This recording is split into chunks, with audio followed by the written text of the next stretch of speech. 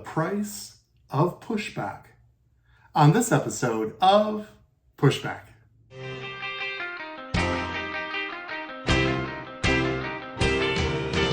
Go, go, go, Jonny, go, go.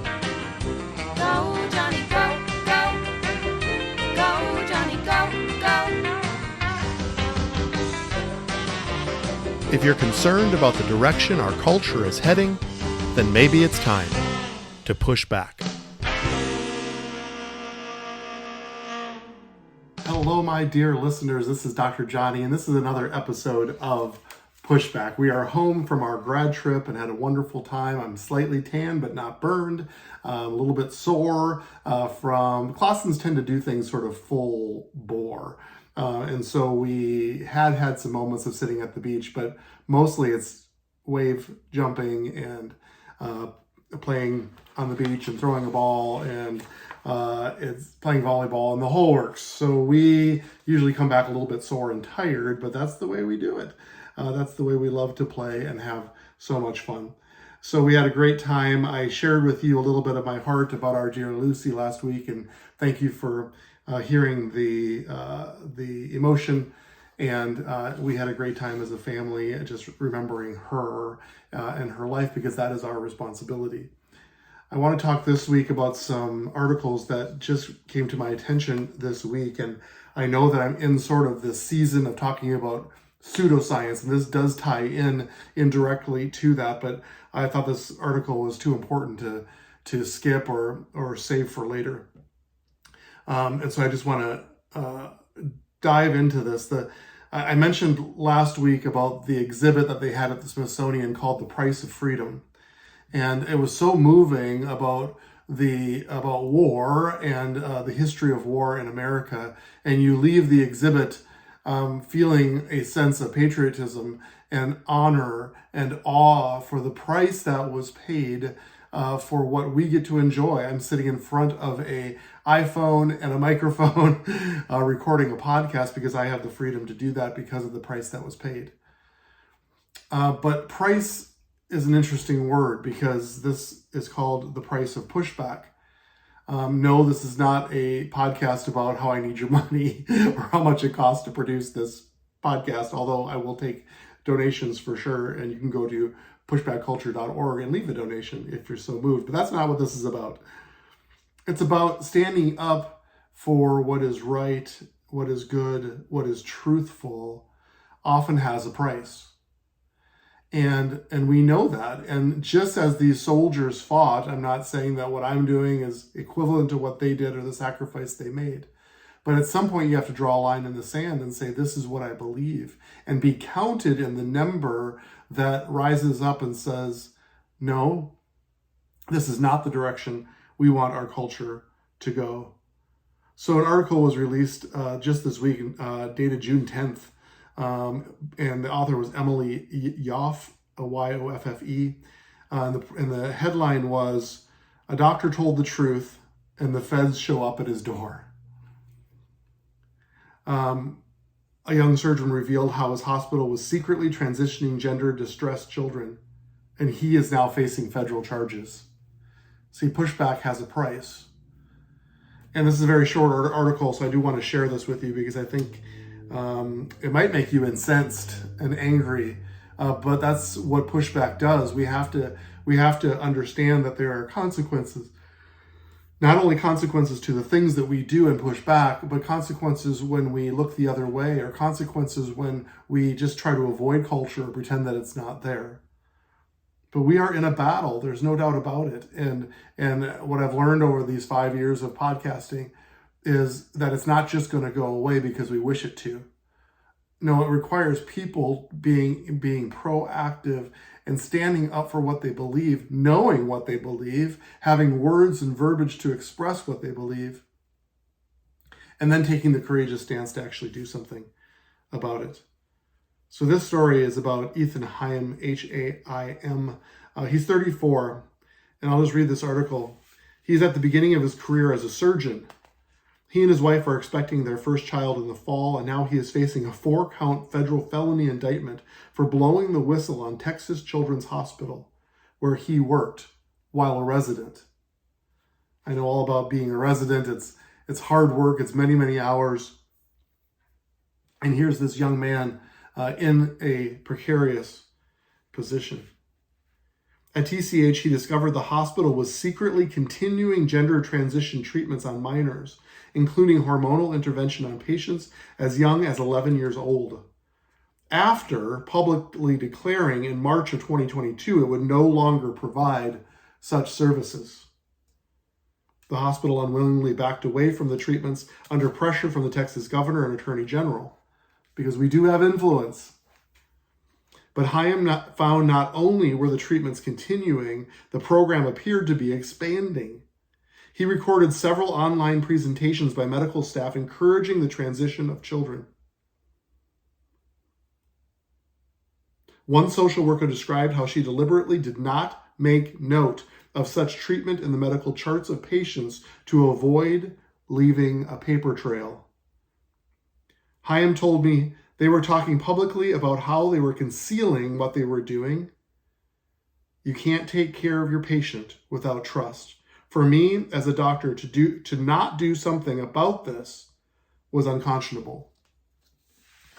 So here's a young man in a situation where he has a choice to push back or not push back, to go along with the flow of the culture, or to stand in the middle of the river and plant his feet and say, this is unacceptable. Chaim, like a growing number of medical professionals around the world, have grave doubts about the safety and efficacy of the explosively growing business of youth gender transition medicine. When he looked into it, he found that children distressed about their biological sex often had multiple mental health challenges, which is what every doctor is being exposed to. Conditions that were being ignored in the rush to put vulnerable young people on hormones and even to perform surgical interventions.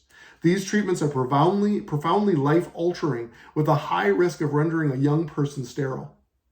In the last few years, a growing number of countries have investigated these treatments for young people, found the evidence wanting, and having effectively banned interventions such as puberty blockers, drugs that prevent children from entering puberty.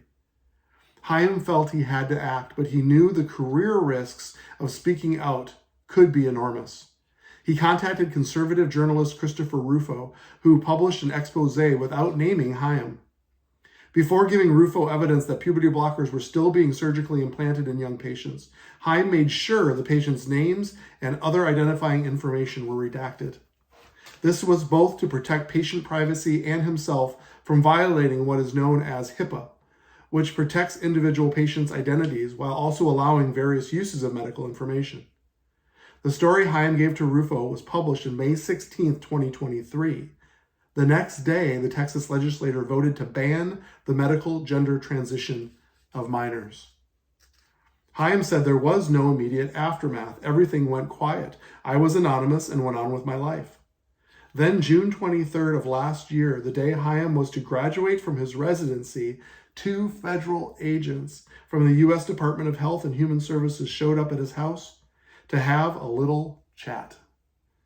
Chaim's wife, interestingly, an assistant U.S. attorney for the Northern District of Texas, a different division of the U.S. Attorney's Office than the one that has indicted her husband, advised him not to talk.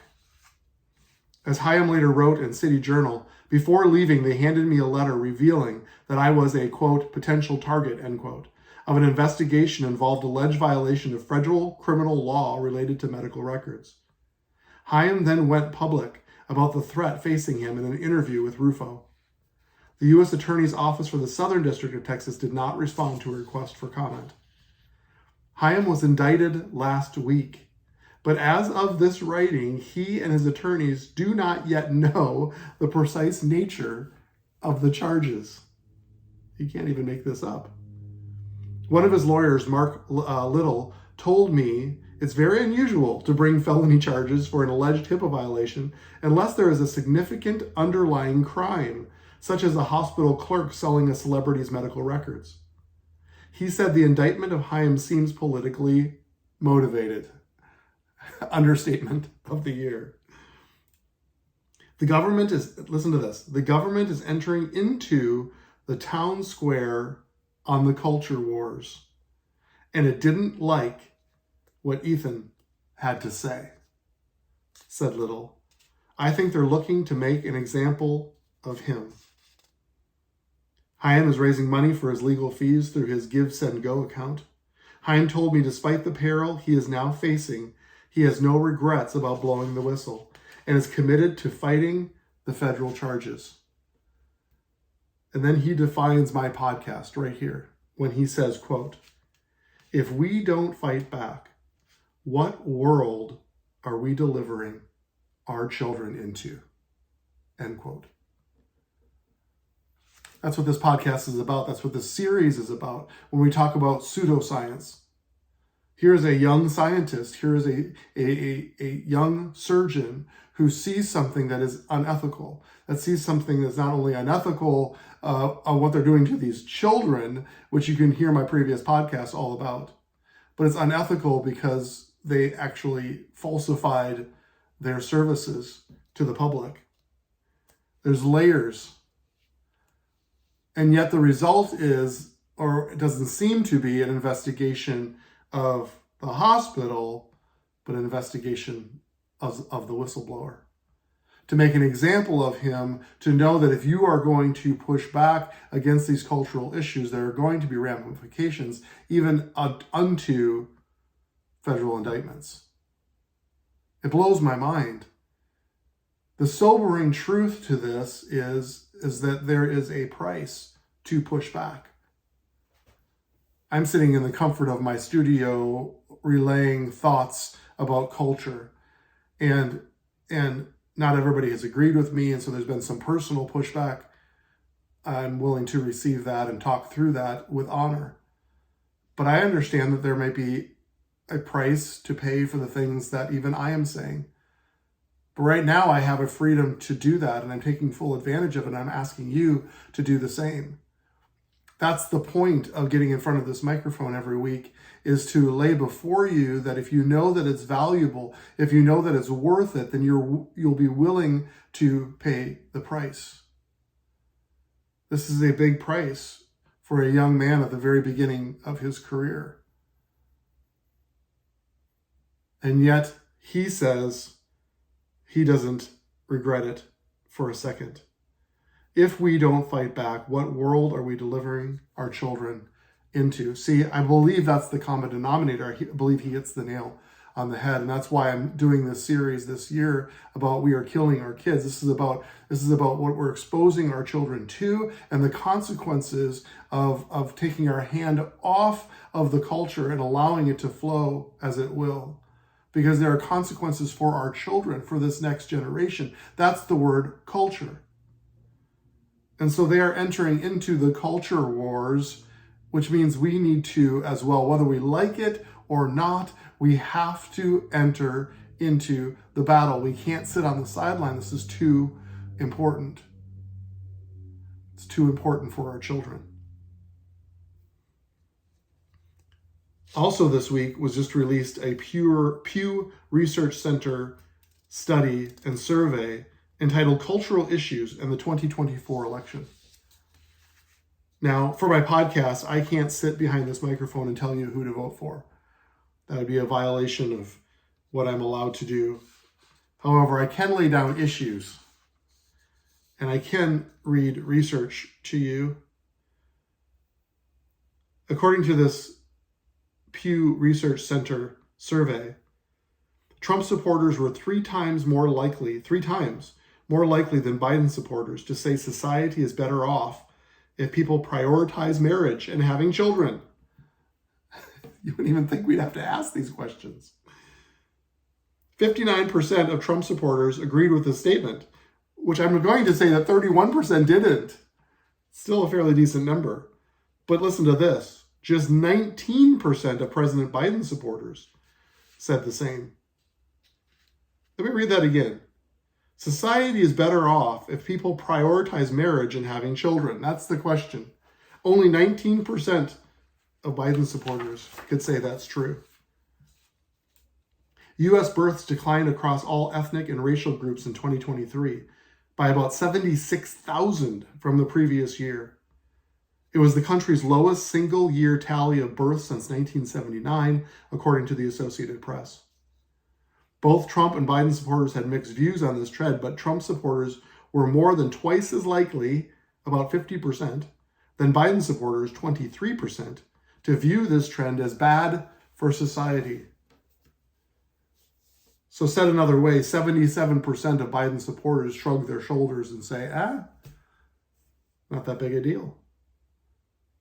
Nearly 9 in 10 Biden supporters said abortion should be legal in all or most cases, compared to less than 4 in 10 of Trump supporters who felt the same. When asked about LGBTQ lessons in school, an issue that has fueled parents' rights fights across the nation, Democratic voters were more likely to oppose parents being allowed to opt their children out of these lessons and the way they were taught, out of these lessons, if the way they were taught conflicted with their personal views. Republicans were far more likely to approve the opt-out LGBTQ lessons. The survey found about 80% of Republicans felt that parents should be allowed, whereas only 32% of Democrats believed parents should have the option to opt out. Blows my mind. So said a different way, 68% of Democrats believe parents should not have the right to opt out of an LGBTQ lesson in school, regardless if it conflicts with their personal views. My friends, this is a culture war, and it's coming up against us and our children, whether we like it or not. And it's more sinister than just this is what we believe we would like to indoctrinate in the school. It's more sinister than that because there's a control piece to it that says you do not have the option to opt out. You do not have the option as parents to remove your children from this potentially conflicting topic. That's what they believe. Not only do they believe it, they believe that you need to be exposed to it, whether you believe it or not. And that is the culture war. That is what we are up against. See, because I believe that we can stand for what is right, and the goodness and the righteousness of God will actually withstand any scrutiny and will be found to be the superior way of living because it is based on morality and love and goodness. I believe that we don't ever have to defend that because it defends itself. It's the actual nature of God if we can just be good stewards of it. But this notion of not even being able to opt out of a dark, evil, sinful mandate shows that there is a pushback coming from the other direction, and it's called a culture war. It shows that there's something there that they can't even defend, and they can't actually show that it's a superior way. They have no evidence, if you've listened to my podcast, no evidence that promoting this lifestyle and certainly celebrating this lifestyle actually brings a greater good to our society or to the hearts of the people they're actually looking to defend. And because that is true, the only way to push their agenda then is to force it on us, because they can't stand on the merits of actually what they're proposing.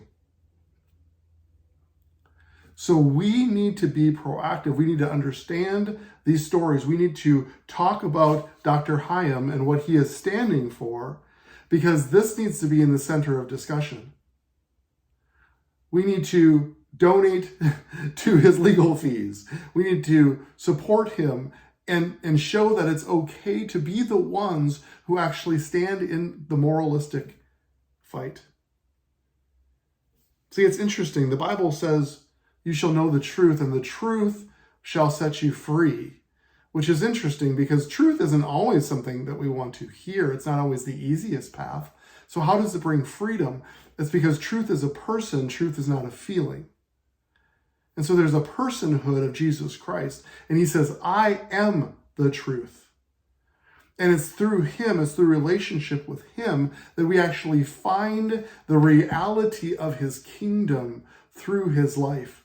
And when we find the reality of his kingdom and we step into that reality, there is freedom. Unprecedented, great freedom that I believe even this new generation is not being regularly exposed to. I believe that's our battle plan, is to bring exposure to the true freedom that is found in the nature of Jesus Christ and who he is. And his kingdom's domain, his kingdom that he ushered into and for us here on this earth. The only other option then is to control. I believe the actual Antichrist spirit on this earth is a spirit of control. I'm actually generating a book in my heart regarding this topic because I believe it's central to the culture wars.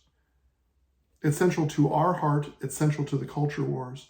Because ever since the Garden of Eden, mankind has actually sought control. Ever since heaven, when Satan fell, when he was actually trying to obtain control in heaven. The opposite of freedom is control and being controlled. At the heart of witchcraft is control and being controlled. And it's funny because control leads to bondage, and the currency of bondage is fear and enslavement. It's the opposite of freedom. And so it doesn't surprise us that the federal agents are showing up at this young man's door because they need to control him. It's not about merits. It's not about facts. It's not about the case. It's about control. And it's not even about his specific case. It's a message to all of us who would dare to stand up and push back against something that is so important. The rightness, the righteousness of God here on this earth. Pushing back against pseudoscience and those that would try to manipulate what is true and what is right and actually cause harm, especially to young people. It blows my mind. It shouldn't surprise us that the left way of thinking, the progressive way of thinking, is to control us so that we cannot even opt out of the things that we don't believe in, even though they believe strongly in what they believe in. And I don't criticize them for that. I believe that they are being misguided. I believe that they have been deceived. I believe that's true, but they have a belief and they have an entitlement and a right to that belief as a U.S. citizen. I'm not looking to take that away. I'm not looking to muzzle them. I just believe that we can stand and show them what is the true superior way of living. And they can't say the same. They have no track record or evidence that shows that their way of living is superior or brings greater outcomes to the health and well-being of us or our children. So they're stuck. So their only avenue then is to control us, to send federal agents, to indict a former president, to make us not be able to opt out of the things that we don't believe in, even in school. They don't care about the children. They care about controlling the conversation and controlling the agenda. I don't say this to bring fear to you. I say this to inspire you. I say this for us to rise up and to stand and be secure in who we are in the culture wars. We don't have to back down. And just as Dr. Hyam said, he would do it over again, because I want to read it one more time. Because if we don't fight back, what world are we delivering our children into? Selah. I leave you with that. So let's go together now to set and shape the culture.